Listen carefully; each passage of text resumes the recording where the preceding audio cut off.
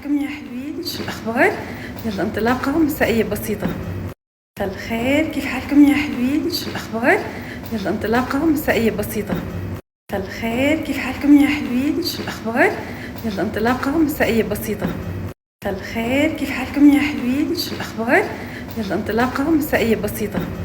مساء الخير. بقرأ عن قصة سيدنا نوح، فيها لطائف عظيمة، يعني القصة تكررت في القرآن بأكثر من موضع. بس أنا يعني لما أقرأ القصة أول مرة بنتبه للأبعاد، فيها أبعاد كتير كبيرة وحلوة، عشان هيك حبيت أشارككم فيها.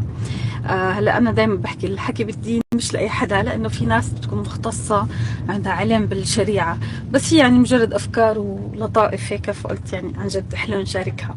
هلا القصة قصة سيدنا نوح بتحكي عن كيف سيدنا نوح صنع السفينة وركب فيها وترك ابنه وراها.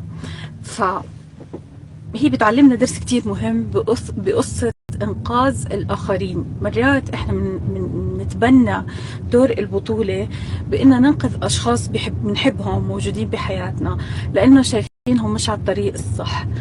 القصة بتعلمنا نوعا ما إنه النصيحة مطلوبة، لكن إنه إنقاذهم بالقوة مش دورنا في الحياة ومش مسؤوليتنا. وفي قصة سيدنا نوح الفكرة كيف تتجلى إنه سيدنا نوح كان بالسفينة وطلب من ابنه إنه يطلع على السفينة. ابنه قال له أنا رح أقوي لجبل، احتمى بالجبل وكان مقتنع إنه على حق. في هاي اللحظة كتير ناس منا ممكن ينطوا في المي لحتى ينقذوا الولد بالغصب، لكن سيدنا نوح ضل على السفينة وابنه راح على الجبل وأخذ خياره بالحياة ودفع ثمنه بالنهاية. فهي بحسه هذا درس كتير قوي إلنا. دايما في ناس بيمرقوا بحياتنا، ناس كتير بنحبهم بس ما عم بياخدوا الخيار الصح أو قراراتهم عم بتضرهم، وبننصح وبنحكي، ممكن يسمعوا ممكن لا. إذا ما سمعوا صدقوني ما تحسوا بالذنب، مش مسؤوليتنا، حتى لو كانوا أولادنا، حتى لو كانوا أزواجنا، أهالينا، ناس بنحبهم من كل قلبنا. إذا هم ما بدهم يسمعوا الكلمة اللي فيها مصلحتهم من وجهة نظرنا، فهم بالنهاية مسؤولين عن قراراتهم، هاي حياتهم. هذا أول درس فعلا من أروع الدروس ممكن نتعلمه من قصة سيدنا نوح.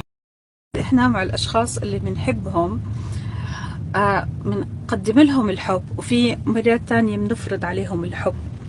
الفرض معناته إني أحبك وأصنع لك خياراتك في الحياة، فبصير الموضوع بالإجبار.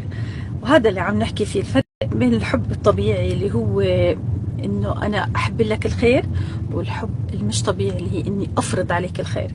فزي ما حكينا كل إنسان في الحياة له قصة، مثل كأنه إحنا في مسرح عملاق، كل واحد له فيلم خاص فيه. أنا عندي دور البطولة في حياتي، وانت عندك دور البطولة في حياتك، وانا شخصية ثانوية في حياتك، وانت شخصية ثانوية في حياتي. كتير من مشاكل حياتنا بتصير لانه عم نحاول نلعب دور البطولة في حياة شخص اخر.